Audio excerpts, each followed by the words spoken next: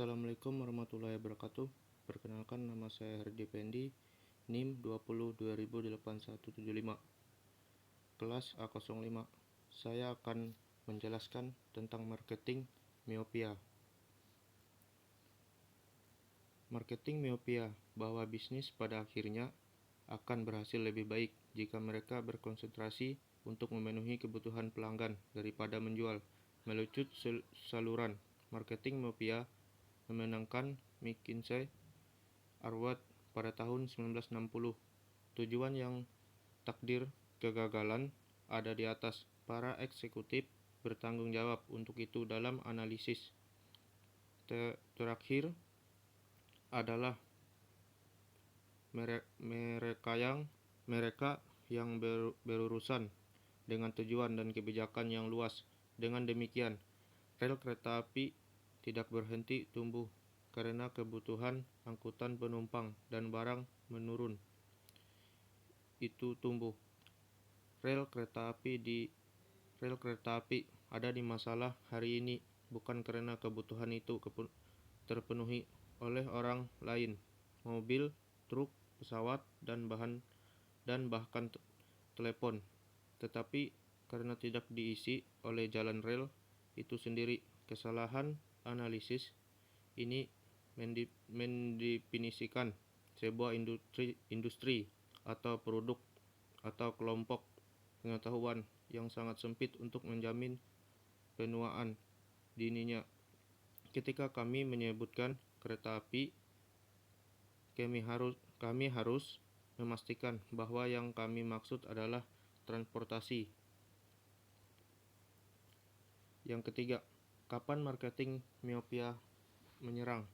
Marketing miopia adalah pendekatan pemasaran yang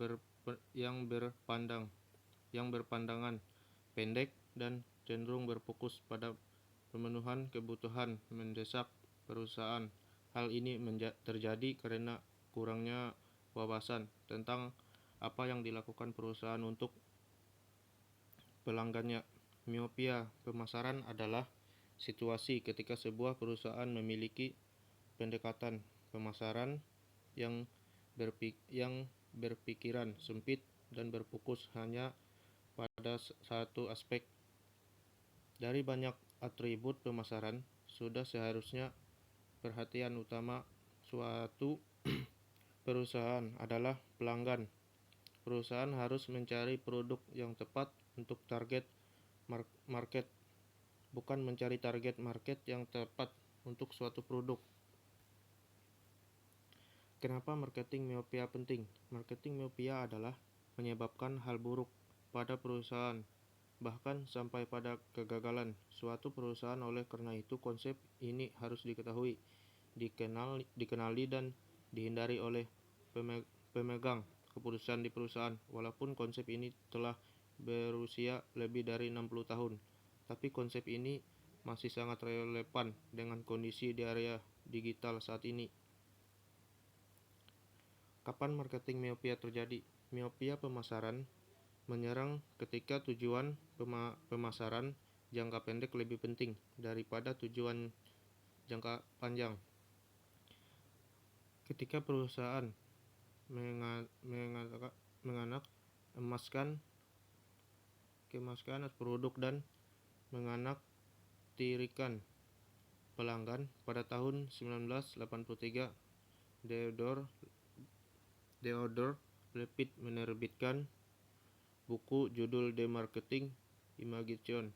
Pada buku tersebut ia menyatakan bahwa tujuan perusahaan bukan hanya menghasilkan uang, tapi untuk menciptakan dan mempertahankan pelanggan. Sebuah bisnis atau perusahaan adalah lembaga yang memuaskan pelanggan dan oleh karena itu harus didasarkan pada kebutuhan dan keinginan pelanggan. Contoh marketing miopia. Yang pertama, Kodak. Kodak adalah contoh nyata sekaligus contoh yang paling menyakit dari marketing miopia. Kodak kehilangan sebagian besar saham ketika teknologi kamera digital digital meledak. Ketika itu bisnis utama Kodak adalah penjual film untuk kamera analog. Ironisnya, Kodak merupakan penemuan dari teknologi tersebut. Kamera digital portabel pertama telah dikembangkan oleh insinyur Kodak bernama Stephen Sassoon pada tahun 1975. Sayangnya, ketika itu para manajemen dan mengambil keputusan di Kodak menilai bahwa penemuan tersebut lucu karena tidak menggunakan film. Mereka memutuskan untuk mempublikasi penemuan tersebut.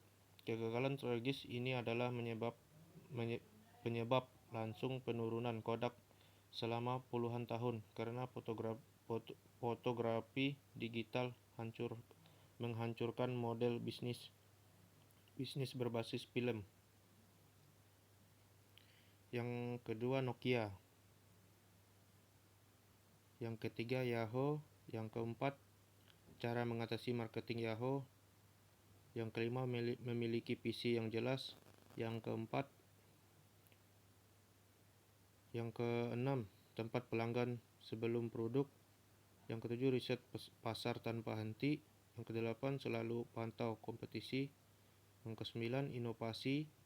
Yang kesepuluh, konsep pemasaran. Yang kesebelas, neo marketing myopia.